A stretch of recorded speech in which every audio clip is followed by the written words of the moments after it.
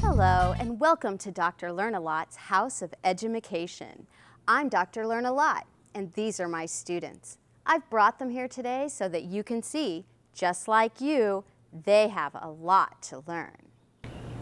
Dr. Lerna Lott, would you mind untying us now? I've got an itch. Okay. The Ritalin should be kicking in any minute now, yes? So, are we all sedated enough or alert enough and ready to learn?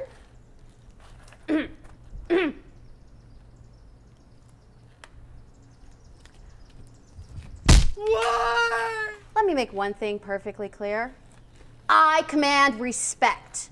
I am an edumacator, an ethereal being paid only through intrinsic reward. And the next time I see a phone, I'm gonna throw it at your sorry head. Understood? Good. Now, today's lesson is about comedy and democracy. But wait a minute. Wow. How did you do that? It's not question time yet, Frank. Now, Tabby, what can you tell us about Aristophanes? Aristophanes, Greek dude, acclaimed playwright, father of comedy. He was pretty big in the 5th century BC. Well done, Tabby. Does this mean I get to sleep indoors tonight? We'll see. Now, who can tell us about Diceopolis? Frank? Diceopolis was the first citizen protagonist, an ordinary dude who attained power and was corrupted by it. Look, boys and girls, it's a guest speaker. It's Aristophanes. Aristophanes, what did you think about Frank's take on Diceopolis? I'd like to take on Frank. That's so Greek. Totally, but we're here to talk about Diceopolis. Let me tell the story. Diceopolis gained power through his cleverness and then lost it because he forgot the fool rule. He played the powerful for fools and then made a fool of himself when he gained power. And that, well, that's just comedy, folks. So, can anybody process what we've learned? I think we learned that democracy will always bring disillusionment because we are fallible, but is the only system that accommodates that fallibility. Well, and aren't you all just about as brilliant as you are stinky? Stinky? A sock calling other people stinky? I don't think so. Say goodbye to our guest speaker, children. And what does comedy warn us against? Pride. Dickishness. Dickishness is partially correct. Partial credit for that, Frank, but it's really a subcategory. Now, who has that pithy Mark Twain quote? Oh, wait. Hang on. Oh.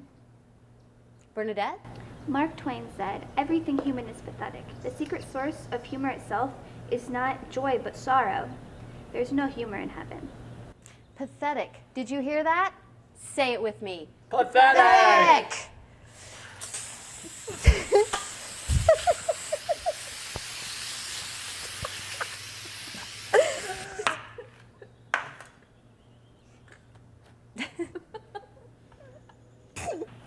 Here's the part where you have to think. Why is there no humor in heaven? Because you can't laugh at God. And nobody falls down. Because there is equality in heaven. Ooh. So what does that tell us about comedy? That it's not funny unless someone falls down? Close. It really matters who falls down. Comedy is all about equalizing, bringing the powerful down to the level of the powerless. Only bullies make fun of people who are weaker than them. Tabby? So, Dr. Lerna Lott, are you saying that jokes are only funny when they are made by the oppressed and when they're directed at the powerful? And that until equality is achieved, We are in fact required to mock the powerful? Indeed, my little reprobates, indeed. Dr. Lerna, I think I might not be convinced. Can we have a proof of concept here? Of course.